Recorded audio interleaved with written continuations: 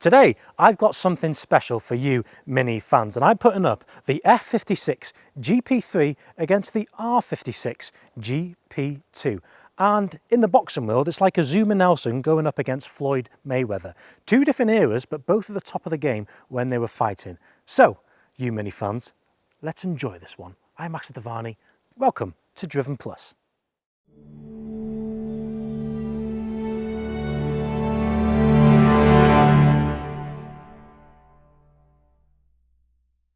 So let me tell you about this GP2 then. It's got a 1.6 litre 4-cylinder engine which produces somewhere in the region of 218 horsepower, which isn't the case with this exact model because this has been tuned up to produce around 260 horsepower. So at the minute we're only 40 horsepower off the GP3, plus the fact this weighs 100 kilos lighter, but we'll get into more details of the weight further on. And the power delivery doesn't feel explosive, it's somewhat linear, which I actually like, and once you get a bit of heat into the tyres, the torque steer on this car isn't actually too bad. Love the fact this car comes with a 6-speed manual gearbox, which is satisfying, which the newer sibling, the newer GP3, doesn't come with a manual gearbox, so this is something the GP2 can gloat about. But driving the GP2, one thing I love about it is how raw and how connected the driving experience is. It definitely feels much more of a go-kart than the GP3. You feel more penned in and you feel more, I don't know, you just feel more on edge, that you really want to drive this car fast, and therefore it gives you more of a scarier experience when you're going fast. And as soon as you turn in, it's so snappy, it's so precise, and the suspension is firm. Do not get me wrong, but that's something what you'd expect from a track-focused Mini. This car is all about engagement. Two hands on the steering wheel when it starts to torque steer because it's snappy, but it's definitely not as aggressive as the GP3, that's for sure. You see, I think this Mini is built for the engagement, for the driving element of it. So we're just going to turn down this road now, and first we're just going to plant our foot. Got heat in the tyres now, so torque steer is better. Whoa, I just love the fact this has a manual gearbox. And one selling point about the GP2 is the fact that this car comes with 6 piston calipers, which is something the GP3 does not get. So, and one thing, you know, there's the torque steer, traction control light flickering all the way off. And although this car has been tuned, and you put it around a corner, yes, this is good. This is so fun. And it's going to be really interesting to see how the GP3 responds, because, yeah, if you really want an experience which is going to throw you and provide you with that engaging element, you buy the GP2. But I haven't driven the GP3 yet, so let's see what that's like. Now, in the GP3, the experience is very different. Firstly, it's much more refined, which is largely thanks to its gearbox and engine, but also the suspension is less firm. But I don't think it's fair to compare the suspension here, simply because the GP2 sits on coilovers. So this is less firm, it's more of a comfier place to sit, but it's still firm, don't get me wrong. It's not as raw as the GP2, but it's still as loud in terms of road noise because there's no rear seats, insulation has been reduced, so therefore you get a lot of tyre noise and wind noise coming into the cabin. However, it's much faster because on paper you've got around 70 to 80 horsepower more, but in actual reality we've only got 40 more horsepower here because the GP2 is tuned. But you put your foot down and instantly you feel the power difference, and it's just much more relentless, this car, in terms of doing it. It's more effortless because you haven't really got to do anything. All you've really got to do is hold on to the steering wheel and plant your right foot, and it does its business. It's quite a different experience in the GP2. Whereas with this, because it's got the 8-speed automatic gearbox, this car has been designed for probably lap times in mind, instead of delivering you a bit more of an engaging experience. If you want an ultimate driving experience from a hot hatch, which is from a Mini, and you want it to be limited, you buy the GP2. But if you want a car which is much more capable, the car to buy here is definitely the GP3. This is no doubt the better performance car, and it's stupidly quick in a straight line, and it responds quite well. But remember, this is a Mini, it's a GP car, and it weighs 1260 kilos, there or thereabouts. So it's really good in a corner too. And the fact that this car comes with an LSD, that's one big difference between the two cars in standard form. GP3 comes with an LSD, GP2 doesn't. But I think after driving this car and the GP2 feels rough and ready. Okay, it's much more raw than this, whereas the GP3 feels the finished article. This feels much more capable, and it feels the proper car here instead of the GP2, which is, I don't know, it depends what you want. If you want something a bit leery and something which is a hoot to drive, the GP2 talk steers much more than the GP3, without a doubt, that's for sure. But anyway, next test. Next, we're going to compare the performance of both cars by launching them from 0 to 60. In the GP2, you will find a 1.6 litre 4-cylinder turbocharged engine, better known as the N18 engine. It normally produces 215 horsepower and 280 Nm of torque, but it's been tuned and is now running around 250 horsepower. In the GP3, you'll find a 2 litre 4-cylinder turbocharged engine, better known as the B48. This produces 302 horsepower and 450 Nm of torque, so let's see how both cars compare. So we're going to start by launching the GP2, and the big difference already between the two cars is the fact that this got a manual gearbox, so therefore it's more in the driver.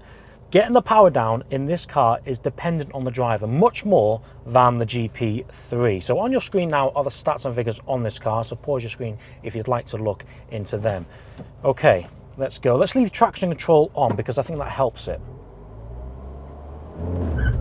Ooh.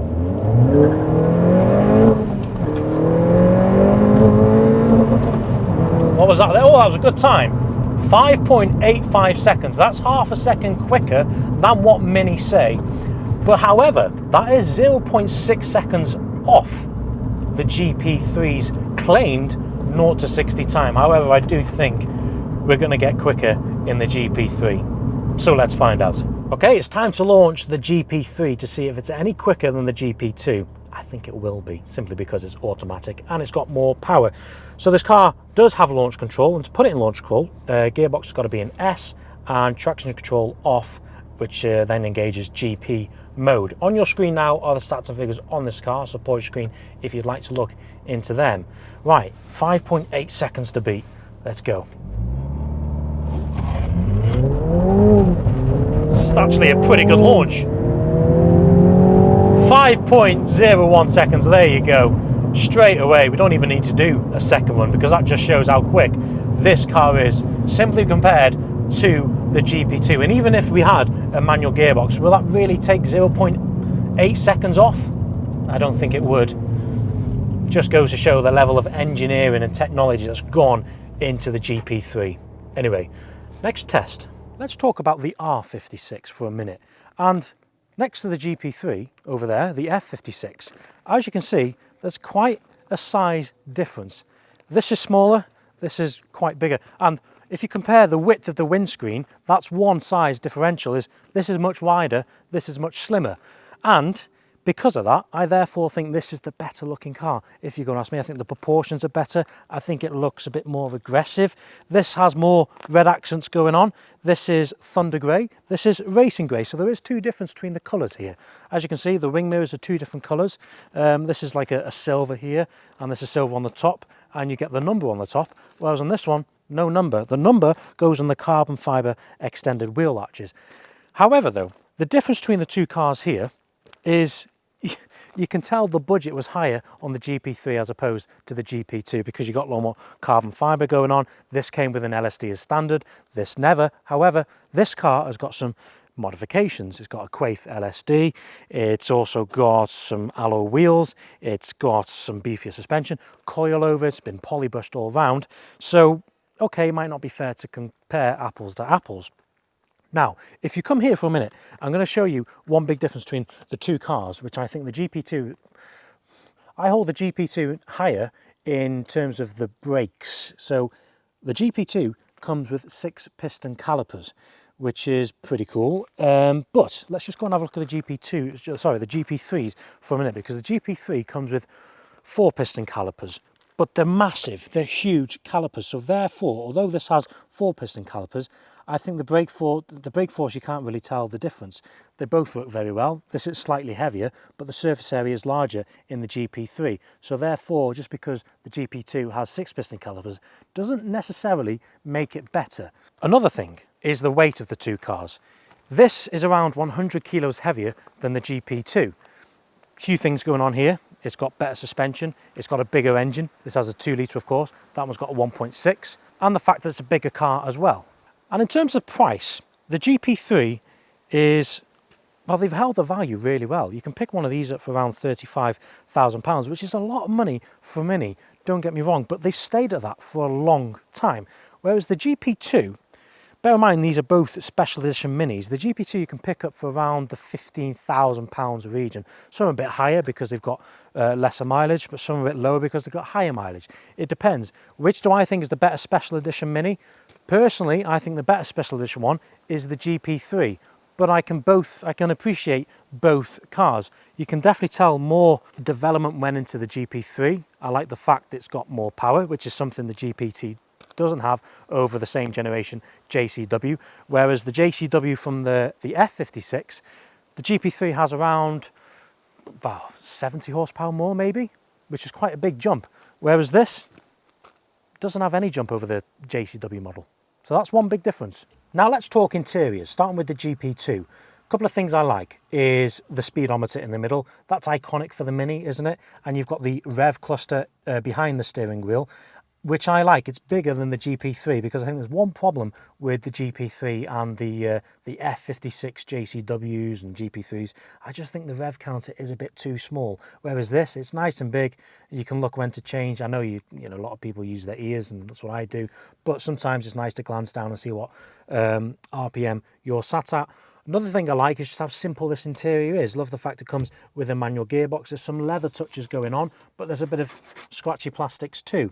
And you can tell it's noticeably smaller than the GP3, but therefore I think you just feel a bit more connected and it's more of a thrilling drive when you're going fast when you're sat in a smaller car as opposed to a bigger car, of course. But one thing is the seats. These are Recaros. They're not as snug as you might be thinking for Recaro seats. They're probably half between comfort and sporty.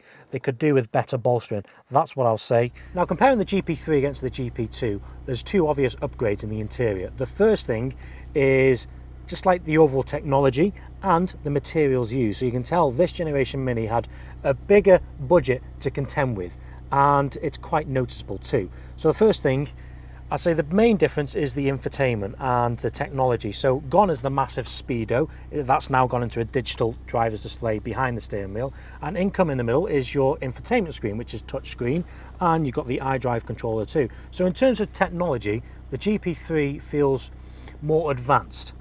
And next we're going to go on to the materials used. So in the GP2, it feels a little bit, not on the cheap side, because I don't like using that word, because it's a simple interior. This is still a simple interior, but I think the materials used they're put together better. There's less scratchy plastics going on, that's for sure. I prefer the seats in the GP3 because they just feel more snug and better equipped for probably a track day or a B-road blast, so you're not going to fling yourself about a bit. One big difference, and this is basically what I like. I really like an armrest, right? So GP3 comes with an armrest. GP2 doesn't, because the overall daily usability of the two cars, the GP3 is a much better cabin to be in if you're going to be daily, because you can just sit and find yourself being really comfortable and just potter along wherever you want to go to. So in terms of actual interiors, the GP3 feels bigger, it feels more spacious, but the GP2 feels more go-kart like. So it depends what you'd rather. Before we end this video, we're going to do a sound test between the two cars. Let's start with the GP2. Let's hear you. Wow, wow, wow, the bangs there. Oh, smell the petrol. I'm gonna get high on octane now, but it's beautiful, it's great. That smells awesome and it sounds awesome. Bear in mind, it's a 1.6 litre 4-cylinder engine. Talk about 4-cylinder engines, we come on to the GP3, which has a 2 litre 4-cylinder engine, the B48. Okay, let's start you up. Ooh.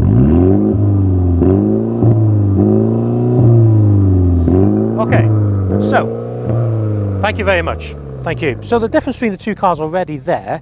Now, although the GP2 sounds more free-flowing because it's got an upgraded exhaust, GP3 is a standard exhaust. That just goes to show all the bloody emission targets Mini has to meet with the exhaust and all the sound regulations too. The GP3 sounds more reserved, where the GP2 sounds more natural.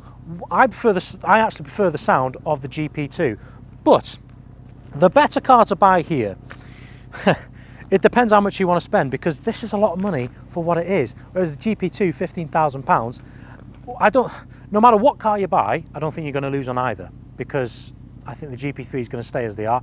They might go down a little bit considering the price of the GP2s, because the GP2s are actually much more limited than GP3s. What would I buy?